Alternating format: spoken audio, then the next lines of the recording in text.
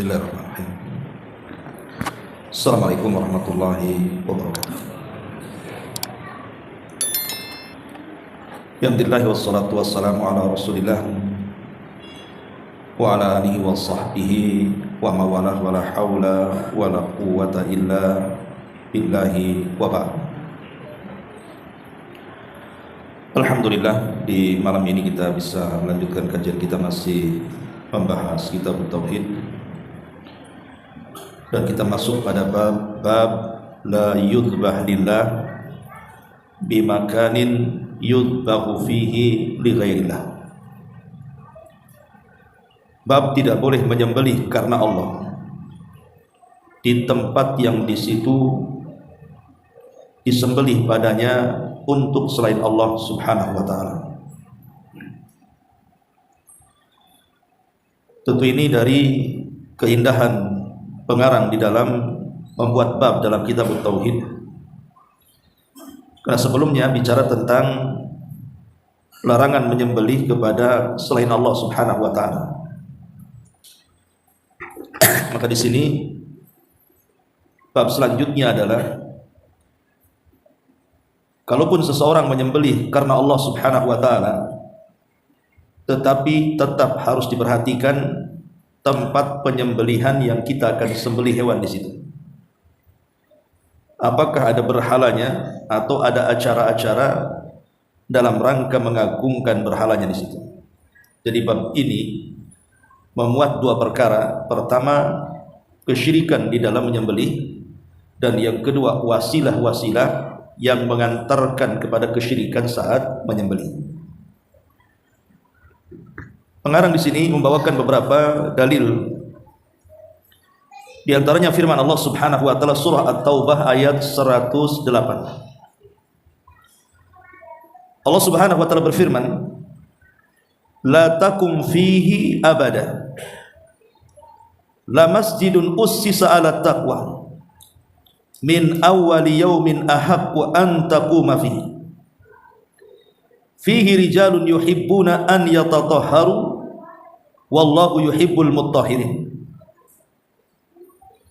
Janganlah kalian melakukan sembahyang dalam masjid tersebut selamanya. Maksudnya Masjid Dirar.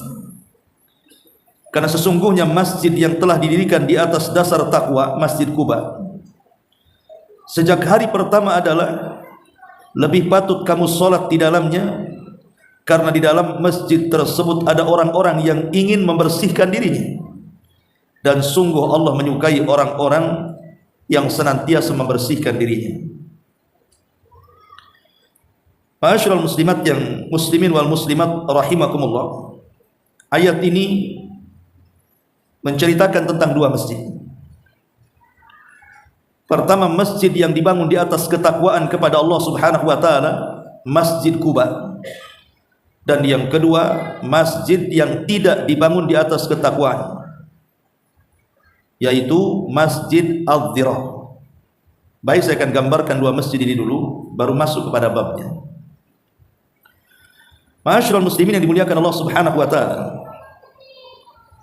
kita tahu bahwa di masa Nabi sallallahu alaihi wasallam ada tiga masjid yang berdiri di kota Madinah ini.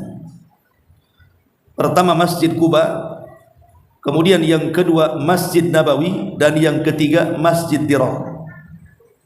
Tapi Masjid Dirar tidak dibangun oleh Rasul, tapi dibangun oleh orang-orang munafik. Adapun Masjid Quba, maka Nabi SAW ketika sampai dari Mekah ke Madinah dalam hijrah beliau, maka beliau kemudian singgah pertama kali di kota Madinah di sebuah tempat yang namanya Quba. Jadi Masjid Quba itu disandarkan kepada tempat.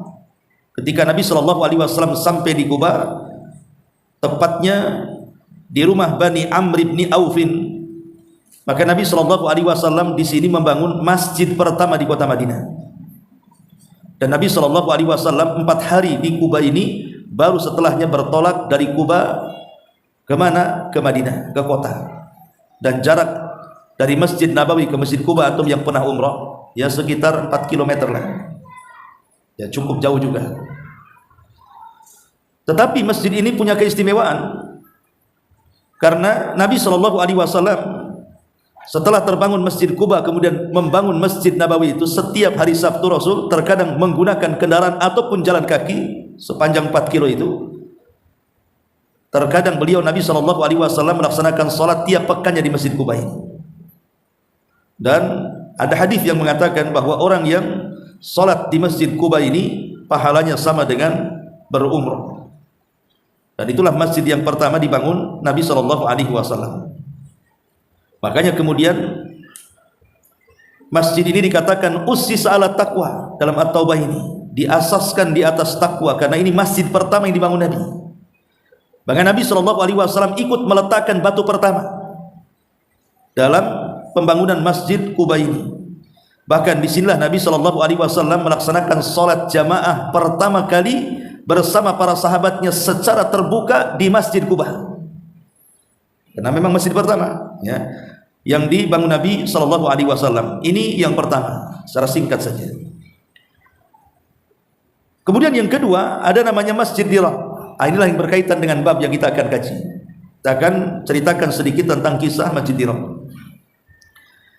Al-Hafidz Ibnu Katsir rahimahullahu taala ketika memberikan catatan kepada surat yang kita bahas ini, At-Taubah ayat 108 ini, beliau mengatakan sebab turun daripada ayat itu adalah dahulu di Madinah itu ada seorang laki-laki namanya Abu Amir Ar-Rahib. Abu Amir Ar-Rahib salah satu tokoh dari tokoh-tokoh kabilah Aus. Jadi dia suka dengan ahli kitab, suka membaca kitab-kitab Taurat, sehingga kemudian dia pun tanasar dari beragama musyrik kemudian beralih menjadi orang Nasrani. Itulah Abu Amir, makanya kemudian belakangan disebut Ar-Rahib, tapi Rasul menyebutnya Al-Fasik. Abu Amir Al-Fasik. Tapi meski demikian ikhwatu fiddin, Abu Amir ini punya anak menjadi sahabat yang mulia yang menjadi kebanggaan Nabi SAW. Siapa namanya? Handalah Ghasilul Malaikah. Anaknya namanya Handalah, sahabat yang dibesarkan para malaikat, sebab ketika dia mati syahid dia tidak sempat junub. Makanya ketika meninggal berebut malaikat mengambil ruhnya, kemudian dibesarkan oleh para malaikat. Maka disebut Handalah Ghasilul Malaikah.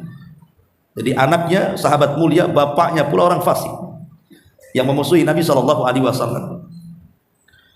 Ma'asyiral muslimin yang dimuliakan Allah Azza wa Jalla. Lah, Abu Amir ini memusuhi Nabi SAW bukan hanya dari dalam kota Madinah, tapi dia pun kemudian setelah Islam jaya di kota Madinah, terutama setelah perang Badar, maka kekuatan kaum muslimin tampak di kota Madinah. Maka dia pun kemudian pergi ke Mekah menghasut orang-orang Quraisy untuk melakukan perlawanan. Maka terjadilah dalam sejarah perang Uhud yang dipimpin oleh Abi Sufyan. Berhasil tuh Abu Amir ini mempengaruhi orang musyrik untuk menyerang balik Nabi SAW dan para sahabatnya. Terjadilah perang yang kaum muslimin mengalami kekalahan di sini. Jadi Abu Amir ini ikut terlibat di dalam menggerakkan pasukan Quraisy untuk menyerang Nabi SAW. Tapi setelah perang demi peperangan dimenangkan kaum muslimin, dan kaum muslimin pun semakin jaya dan kuat di kota Madinah, maka Abu Amir terancam tentunya hidupnya. Makanya kemudian dia pun safar ke Syam. Menemui siapa? Menemui Raja Romawi Herakli yang pernah disurati Nabi SAW untuk masuk Islam tapi enggak Islam. Kemudian Abu Amir pun melobi Raja Herakli ini untuk menyerang Nabi SAW. Akhirnya dijanjikan akan mengirim pasukan, akan mengirim persenjataan dan begitu seterusnya. Dari sinilah Abu Amir bersiasat. Dia berhubungan dengan sekitar 12 orang-orang munafik yang ada di kota Madinah untuk memata-matai kaum muslimin, membuat markas untuk memata-matai kaum muslimin supaya tahu letak kelemahan kaum muslimin. Maka sepakatlah Abu Amir dan 12 orang yang ada di kota Madinah dari orang-orang munafik itu, mereka membuat masjid supaya tidak ketahuan. Sebab kalau tempat tertentu digunakan pertemuan kan nampak kali permusuhannya. Tapi kalau membangun masjid sebagai tempat markas untuk memata-matai dan memecah belah kaum muslimin kan rapi kerjanya. Akhirnya kemudian disokong dana, dikirimlah dana-dana dari Syam, maka dibuatlah masjid yang berdekatan tidak jauh dari Masjid Quba. Yang kemudian masjid itu disebut Masjid Ad-Dirar. Itulah masjid yang dibangun orang-orang munafik. Ada yang mengatakan yang membangunnya itu 12 ya. Masyaallah muslimin yang dimuliakan Allah Subhanahu wa taala. Ada yang mengatakan bahwa Abu Lubabah bin Abdul Munzir, beliau salah seorang yang membantu pembuatan masjid dengan menyumbangkan kayu-kayunya. Kita tahu bahwa masjid di zaman itu ya pakai kayu kan begitu. Enggak kayak masjid di zaman sekarang kan gitu. Jadi membuat masjid tidak susah di zaman itu. Tapi masalahnya ikhwatu fillah muliakan Allah Subhanahu wa taala, masjid yang dibangun oleh orang-orang munafik itu untuk satu memadaratkan kaum muslimin. Maka disebut Masjid Dirar. Dirar itu artinya membawa madarat. Ya. Yang kedua, menyebar kekufuran kepada Allah Subhanahu wa taala. Karena memang masjid itu dibangun oleh orang-orang munafik, dan orang-orang munafik orang-orang kafir. Tentu maksudnya munafik i'tiqadi ya, bukan munafik amali. Kemudian yang ketiga, tujuan membangun masjid itu untuk memecah belah kaum muslimin, supaya nanti kaum muslimin ada yang sholat di Quba sebagian, ada yang sholat di Masjid Dirar sebagian, kan pecah akhirnya kaum muslimin itu. Karena bagaimanapun kalau sudah jadi masjid, apalagi Rasul sempat singgah dan mendoakan masjid tersebut, ya tentu nanti ada para sahabat pasti ada yang sholat di situ juga kan, sehingga jamaah yang di Masjid Quba itu bisa berpecah belah tuh.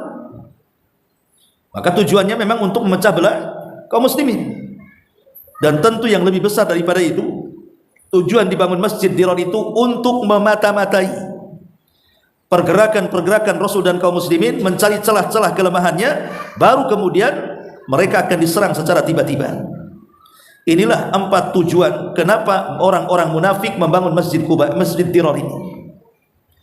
Ma'asyiral muslimin yang dimuliakan Allah Azza wa Jalla. Kemudian Imam Ibnu Katsir menceritakan, jadi setelah kemudian mereka menyelesaikan masjid itu, maka diutuslah salah seorang di antara mereka untuk datang kepada Nabi SAW.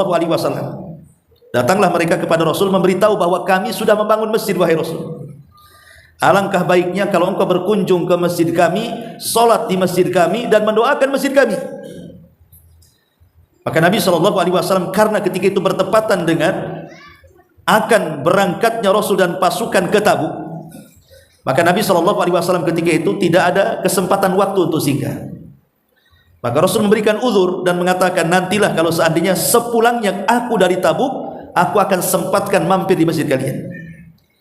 Maka berangkatlah Nabi SAW dan para sahabatnya ke Tabuk, dan inilah perang terakhir yang dipimpin Nabi SAW adalah perang Tabuk. Karena musuhnya di perang Tabuk ini bukan orang-orang kafir Quraisy, bukan juga orang-orang Yahudi Madinah, tapi Tabuk itu muqaddimah kaum muslimin melawan imperial Romawi, orang-orang Nasrani. Itulah di Tabuk itu permulaannya. Nabi SAW langsung memimpin peperangan melawan orang-orang Romawi. Lah kemudian setelah Allah menangkan dalam peperangan Tabuk itu, maka Nabi SAW pulang. Lah ketika kemudian Nabi SAW di tengah jalan, ada yang mengatakan di sebuah tempat namanya Dzu Awan atau Dzu Arwan. Tempatnya itu namanya Dzu Arwan, antara Tabuk dan juga kota Madinah. Di sini Allah Subhanahu wa taala turunkan ayat surah At-Taubah ayat 108. Di mana Allah Subhanahu wa taala katakan, la takum fihi abada. Hei Muhammad, janganlah engkau bersembahyang di dalam Masjid Dirar selamanya. Karena kan Rasul sudah janji setelah perang akan singgah dan sholat di situ. Maka Allah Subhanahu wa taala langsung menurunkan ayat, wahai Muhammad, jangan kau sholat di masjid itu selamanya. Kenapa? Karena masjid itu dibangun oleh orang-orang munafik. Lihat bagaimana Allah Subhanahu wa taala mulai menyingkap borok-borok orang munafik setelah perang Tabuk ini.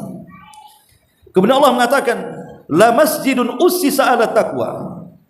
Sementara masjid yang betul-betul dibangun di atas asas takwa, Masjid Quba yang pertama kali dibangun Nabi SAW dan para sahabatnya, min awwali yaumin ahaqqu an taquma fi. Dari mulai berdirinya masjid itulah yang layak engkau sembahyang di dalamnya.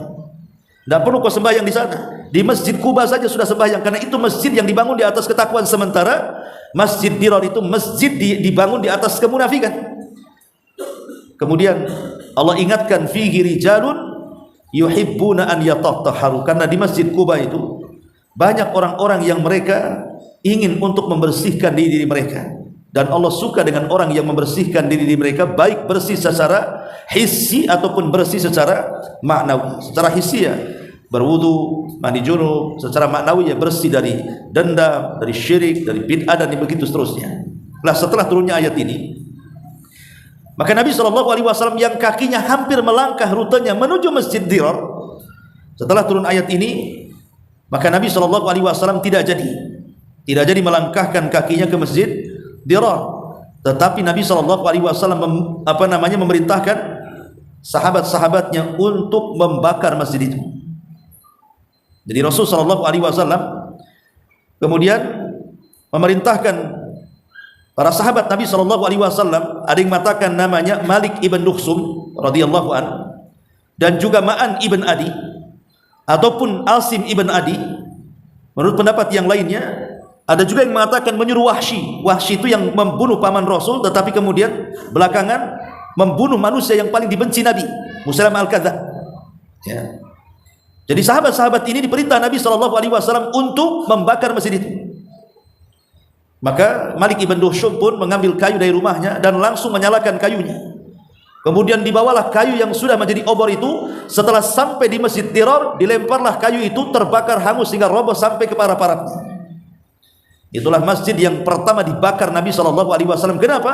Karena itu bukan masjid, itu markas permusuhan orang-orang kafir untuk menghancurkan kaum muslimin. Makanya masjid itu disebut Dirar, masjid yang membawa bahaya bagi kaum muslimin. Ma'asyiral muslimin yang dimuliakan Allah Subhanahu wa taala. Lah, setelah kemudian masjid ini dibakar oleh para sahabat atas perintah Rasul, tentu atas perintah Allah Subhanahu wa taala, maka kemudian tampaklah borok-borok orang munafik di situ. Ketahuan bohongnya, ketahuan belangnya bahasa kitanya. Maka Nabi SAW langsung membuat keputusan tegas dan menangkap orang-orang yang membangun masjid itu. Sementara Abu Amir yang merupakan pentolannya, dia tidak berani datang ke Madinah, kemudian dia tinggal di Syam sampai wafat di Syam. Dia tidak berani pulang. Tapi putranya Handalah adalah seorang sahabat Nabi SAW yang banyak berjasa dalam Islam. Dan kalau kita menceritakan biografi Handalah, luar biasa. Mimma takhadha lil ma'asi dhiraran wa kufran wa tafriqan bainal mu'minin, nahallahu wa rasuluhu an yakuma fi ma anna salatahu fihi lillah, fadalla ala anna kulla makanin yu'sallahu fihi annahu la yuqamu fihi, fahadal masjid muttakhidun lis-salah lakinnahu mahallu li ma'siyatin fala tuqamu fihi. Wa kadza law arada al-insanu an yadhbaha fi makanin yudhbahu fihi li ghairillah kana haraman li'annahu yusbihu as-salata fi Masjid Dirar, wa qaribu min dhalika an-nahyu anis salati inda tulu'i syamsi wa inda ghurubiha li'annahu ma waqtani yusjadu fihi mal kuffar lisyamsi min dunillah, fa hadha bi'tibari az-zamani wal waqti wal hadithi alladhi dzakarahu al-muallif bi'tibari al-makani. Jadi korelasinya, kata para ulama, ketika Masjid Dirar dibangun, kemudian dijadikan tempat maksiat untuk memadaratkan kaum muslimin, untuk menyebarkan kekufuran, untuk memecah belah kaum muslimin, dengan sebab itulah Allah dan Rasulnya melarang untuk solat di dalamnya, walaupun solatnya ikhlas karena Allah. Bukan masalah solatnya, tapi masalah tempatnya. Tempatnya ini adalah tempat kekufuran, tempat yang memadaratkan dan memecah belah kaum muslimin. Makanya setiap tempat yang Allah dimaksiati di situ, jangan sholat di situ. Syekh Utsman Khamis hafizahullah taala sampai mencontohkan, termasuk kalau seandainya ada masjid yang berdiri di atas kuburan, kemudian terlarang juga penyembelihannya, karena menyerupai sholat di Masjid Dirar tadi.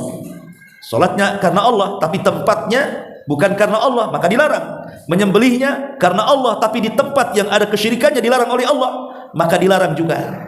Nah, di sini bentuk korelasi bab dengan dalil itu diambil seperti itu oleh Syekh Muhammad Ibnu Abdul Wahhab rahimahullahu taala. Ini dalil yang pertama. Kemudian dalil yang kedua, sebuah hadis An Thabit ibn Dhahhak radhiyallahu anhu qala, dari Thabit ibn Dhahhak radhiyallahu anhu qala, dia mengatakan, "Nadhara rajulun an yanhara ibilan bibuana." Ada seorang laki-laki bernazar untuk menyembelih seekor unta di satu tempat namanya Buana. Jadi ada tempat namanya Buana. Di situ seorang sahabat ada yang bernazar ingin menyembelih unta di situ. Maka fasa'ala Nabi sallallahu alaihi wasallam. Maka dia pun bertanya kepada Nabi soal boleh tidaknya dia menyembelih di tempat namanya Buana itu. Faqala, maka Nabi sallallahu alaihi wasallam bertanya kepada dia, kenapa mesti di Buana? Kan tempat lain banyak kan itu. Kenapa mesti di Puskopkar, di Bengkong kan bisa kan itu. Kenapa mesti tidak ada berhala? Tidak ada kesyirikan sama sekali. Maksudnya berhala yang disembah. Tapi ada enggak acara-acara yang acara-acara itu ditujukan kepada berhala-berhala? Lah acara-acara ini bicara tentang wasilah-wasilah kepada kesyirikan. Rasul bertanya, karena acara-acara kesyirikan itu wasilah mengantarkan kepada kesyirikan. Makanya kemudian setiap kesyirikan dan seluruh wasilahnya, maka kita wajib untuk menjauhinya. Jangan cerita kepada kesyirikan wasilah yang menuju ke sana saja. Lihat bagaimana kerasnya Nabi SAW soal dosa syirik ini. Kemudian kata Nabi SAW kepada sahabat ini, kalau begitu ufi binadrika, laksana sembelih seekor sapi, kemudian saya akan bagi-bagikan kepada fuqara wal masakin. Sembuh betul ibunya, mikir dia menyembelih sapi itu. Sayang juga nih, udah sudah sembuh. Mikir, kebanyakan orang nazar itu dia tidak mau melaksanakan nazarnya, apalagi kalau nazarnya berat, karena akan membebani dirinya kan begitu ya. Terkadang dia akhirnya nanya ustaz sana, nanya ustaz ini, dan mengatakan cemana caranya lepas dari nazar katanya. Kan jadi masalah jadinya nazar itu. Makanya jangan nazar seperti ini. Nazar seperti ini dikatakan haram atau paling rendah disebut makruh. Ya. Ma'asyiral muslimin yang dimuliakan Allah Subhanahu wa taala, kembali. Jadi ada seorang laki-laki yang bernazar di zaman Rasul untuk menyembelih seekor unta di satu tempat namanya Buana. Lah Buana ini ya satu tempat, tidak mesti di Buana, tapi sahabat ini sudah bernazar karena mau korban di situ, menyembelih wajib. Akhirnya kemudian Nabi SAW bertanya soal dua perkara, ada berhala atau ada acara. Dari sini faedahnya, ini dengarkan ibu-ibu ya. Dan yang biasa ke pasar itu ibu-ibu, sudah saya sering nasihati. Kalau beli ikan tidak ada masalah, maksudnya beli ayam, beli daging yang sifatnya disembelih. Ayam, daging kambing, daging sapi itu kan umumnya di pasar. Maka ibu-ibu harus perhatikan dua perkara. Dari dua pertanyaan Rasul ini, apakah di toko yang jual kambing atau sapi ataupun ayam itu ada berhala nggak di situ? Perhatikan Bu, kalau membeli sesuatu di pasar itu ada berhalanya nggak di situ? Jangan-jangan ada berhala kucing pula di situ, atau berhala-berhala apa di situ kan? Ya. Ini yang pertama. Oh, nggak ada Ustaz, nggak ada berhala, nggak ada patung-patung, bersih, steril. Ya, catnya aja putih semua, nampak semua kok katanya. Oke. Kedua, ada nggak acara-acara yang acara-acara itu dilakukan oleh pemilik ruko, umpamanya yang punya ruko ini orang Cina, agamanya bukan Muslim, agamanya musyrik, sementara yang sewa rukonya itu orang Islam. Tapi masalahnya, umpamanya di situ suka diadakan acara, itu ada nggak acara di situ? Ya. Maka jangan sampai kemudian ibu pulang tidak bawa daging, malah pulang bawa bangkai pula. Karena sembelihan kepada selain Allah Subhanahu wa taala itu tidak halal dimakan. Makanya tolong perhatikan kalau membeli sesuatu, terutama yang berkenaan dengan sembelihan, karena ini akan dikonsumsi, mana masalahnya. Lah Nabi SAW ditanya tentang dua perkara, soal berhala ada enggak di situ, yang kedua acara-acara penyembahan kepada berhala ada di situ. Kalau tidak ada dua-duanya, monggo silahkan beli di situ. Ma'asyiral muslimin yang dimuliakan Allah Azza wa Jalla, sedikit faedah dari hadis ini tentang macam-macam nazar. Macam-macam nazar. Pertama, nazar itu apa? Ma yajibul wafa'u bihi, apa-apa yang wajib ditunaikan. Dan itu nazar yang sifatnya ketaatan kepada Allah. Jadi kalau umpamanya antum bernazar, lillahi alayya nadrun, ya Allah saya bernazarlah tahun ini kalau dapat rezeki saya ingin menyumbang fakir miskin. Maka ini kan sebuah kebaikan karena tidak ada barter kan. maka nazar taat seperti ini dipuji pelakunya dan harus dilaksanakan. Kalau tidak, maka dia harus membayar kafarah sumpah. Apa kafarah sumpah?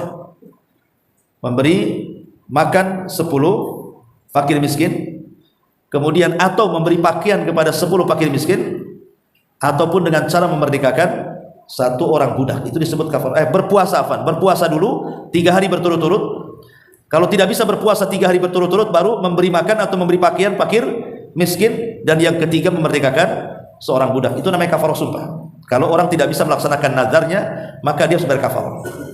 Yang kedua, haram dilaksanakan nazarnya kalau nazarnya itu dalam rangka bermaksiat. Tidak boleh melaksanakan nazar dalam rangka bermaksiat. Kalau saya sembuh, saya akan gaplok istri saya, karena ketika dia sakit istrinya nggak pernah merawat dia. Dia bernadar, ya Allah, awas nih kalau saya sembuh, pukul istriku, katanya. Sembuh betul perlu dipukul, tidak boleh. Mukul kan nggak boleh memukul. Ya, maka kalau memang nazarnya bermaksiat, jangan dilakukan. Tapi apakah kemudian harus bayar kafarah kalau dilakukan? Itu menjadi khilaf para ulama. Ya. Kemudian yang ketiga, nazar yang menduduki nazar seperti sumpah. Jadi nazar tetapi yushbihu al-yamin, mirip-mirip dengan sumpah. Contoh umpamanya seseorang bernazar untuk memakai pakaian tertentu. Demi Allah, kalau kamu nikah, saya akan pakai pakaian hitam dari atas kepala sampai kaki. Lah, hitam itu kan kalau saya mati, ya pokoknya itulah pokoknya. Jadi kalau dia bernazar seperti itu kan sumpah namanya kan. Kalau seandainya dia tidak melaksanakan, berarti bayar kafarah kan. Kemudian yang keempat, ada namanya nazar tetapi sifatnya ghadab. Nazar ghadab, nazar marah, ya. Nazar marah itu namanya seandainya seseorang mengatakan seperti ini, telah terjadi hari ini peristiwa ini dan itu. Kemudian dia mengatakan, mana ada itu. Kemudian dia mengatakan, bagaimana kalau apa yang aku ceritakan itu benar? Maka dia mengatakan, kalau yang kau ceritakan benar, besok Kamis aku puasa, umpamanya. Nah, ini kan dia bernazar akan puasa kalau peristiwa yang diceritakan kawannya itu benar. Contoh saja ini ya, sambil marah-marah gitu ya. Maka ini pun kalau tidak dilaksanakan, dia harus membayar kafarah sumpah. Termasuk nazar mutlak. Kalau nazar mutlak, seperti ya nazar mutlak tadi, nazar dalam rangka ketaatan kepada Allah. Kalau saya punya rezeki, saya bernazar, ya Allah, saya akan bangun masjid, saya akan bangun sekolah, saya akan sumbang ini, sumbang itu, dan begitu seterusnya. Nah, ini nazar mutlak. Kalau sampai tidak dilaksanakan, sekali lagi tetap bayar kafarah. Baik, masyarakat muslimin yang dimuliakan Allah Azza wa Jalla, baik kita ambil faedah sedikit pada waktu dari hadis yang kita baca ini. Apa faedahnya? Yang pertama, wajib melaksanakan nazar. Kemudian yang kedua, seorang mufti harus teliti ketika memberikan fatwa. Jangan asal menjawab pertanyaan dari seorang yang datang kepada seorang mufti, tapi detailkan pertanyaan itu supaya jawabannya jelas. Makanya Rasul tidak langsung menjawab, tapi dirinci dulu, ada nggak patung, ada nggak acara, baru Rasul menjawab. Maka kita pun sama, kalau menjawab sesuatu, tanya, detailkan dulu pertanyaannya apa, supaya jangan salah jawab. Ya. Kemudian yang ketiga, bolehnya ta'yinul makan awiz zaman fin nadri. Bolehnya menentukan tempat ataupun waktu untuk bernazar. Sebagaimana orang ini kan menentukan tempat di Buana, tidak ada masalah. Umpamanya antum mengatakan bernazar untuk memberi makan fakir miskin tapi tempatnya ditentukan. Di mana? Di Masjidul Hidayah. Nah, boleh, tidak ada masalah. Menentukan tempat dalam nazar dibolehkan. Karena di sini pun dibolehkan menentukan tempat di Buana. Kemudian juga di antara faedahnya adalah bahwa an-nadzabha ibadah la tajuzu li ghairillah, bahwa menyembelih itu sebuah ibadah, tidak boleh diberikan kecuali kepada Allah. Sampai tempat saja dipermasalahkan gitu. Supaya betul-betul penyembelihannya itu mentauhidkan Allah Subhanahu wa taala. Makanya juga di antara faedahnya annahu la yuzbah lillahi bimakanin yuzbahu fi li ghairillahi azza wajal li anna hadza min wasaili syirki. Tidak boleh menyembelih karena Allah di tempat yang disembelih dalamnya kepada selain Allah, karena ini wasilah-wasilah yang akan mengantarkan kepada kesyirikan. Dan juga faedahnya juga, kalau sampai seseorang melakukan nazar di tempat kesyirikan ataupun acara-acara di dalamnya, ada acara-acara kesyirikan di dalamnya, maka itu akan menipu orang-orang awam. atau akan tertipu orang-orang awam seolah-olah acara-acara kesyirikan itu menjadi boleh karena kita bernadar di situ. Dan ini juga tentu akan menyerupai orang-orang kafir. Kalau kita tetap melakukan nadar di tempat yang ada kesyirikannya, itu menyerupai orang-orang kafir. Kemudian juga di antara faedahnya adalah dalilu ala tahrimin nadril maksiyah, haram hukumnya bernadar dalam rangka kemaksiatan kepada Allah Subhanahu wa taala. Dan di antara faedahnya juga khuturutu dzabhi li ghairillah, bahayanya seseorang menyembelih kepada selain Allah Subhanahu wa taala. Kemudian juga yang bagi lil muslim an yabta'ida an makanil jahiliyah, wajib bagi seorang muslim untuk menjauh dari tempat-tempat yang ada acara-acara jahiliyah di situ. Seperti mamanya ada konser musik, ya, nggak perlu datang ke tempat itu, kan itu acara-acara jahiliyah. Di situ ada ikhtilat, di situ ada minum khamr, di situ ada kata-kata yang tidak layak, dan begitu seterusnya. Jauhi tempat-tempat yang seperti itu. Jangan pula antum paling depan pula nongkrong, udah pakai paling depan pakai peci belah, dan masalah tuh. Ya. Masyarul muslimin yang dimuliakan Allah Subhanahu wa taala, termasuk juga Nabi SAW bertanya tentang dua perkara, anis syirki wa wasailihi. Di sini Rasul bertanya dua perkara sebagaimana yang saya sebutkan tadi. Pertama dari kesyirikan, yang kedua dari wasilah-wasilah yang mengantarkan kepada kesyirikan. Kemudian juga di sini kalimat wala fima yamliku ibnu Adam, tidak boleh bernadar dengan sesuatu yang tidak dimiliki ibnu Adam. Ada dua penafsiran, maksudnya ma la yamliku fi'luhu syar'an, di mana dia tidak memiliki untuk melakukannya secara syar'i. Seperti umpamanya dia mengatakan, aku bernazar akan memerdekakan budaknya si fulan. Ini budaknya orang lain. Ya kalau majikannya mengizinkan, kalau enggak berarti bukan hal yang ia miliki. Atau yang kedua, ma la yamliku fi'luhu qadran, atau secara takdir dia tidak sanggup melakukan nazarnya. Ya Allah, saya kalau sembuh saya akan terbang dengan tangan saya ke langit. Mana bisa terbang? Anda bukan burung, ya kan? Secara takdir kita tidak ditakdirkan bisa terbang. Jangan bernadar sesuatu yang mustahil. Ya. Jangan bernadar sesuatu yang tidak mungkin bisa dikerjakan, karena itu nazar yang tidak dimiliki anak Adam. Makanya di sini Nabi SAW mengatakan wala fima yamliku ibnu Adam, tidak boleh bernadar dengan sesuatu yang tidak dimiliki anak Adam. Nah inilah apa namanya di antara faedah daripada hadis tadi.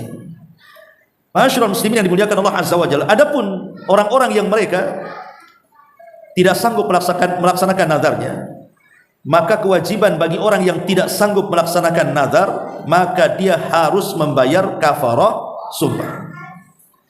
Dan kafarah sumpah itu dijelaskan dalam Al-Baqarah ayat 225, di mana Allah mengatakan ayat Al-Maidah ayat 89, la yu'akhidukumullahu billagwi fi aymanikum walakin yu'akhidukum bima aqadtumul ayman fakaffaratuhu it'amu asyarati masakin min awsati ma tut'imun ahlikum aw kiswatuhum aw tahriru raqabatin faman lam yajid fasiyamu salasati ayamin dzalika kaffaratu aymanikum idza halaftum wahfadhu aymanakum kadzalika yubayyinullahu lakum ayatihi la'allakum tashkurun.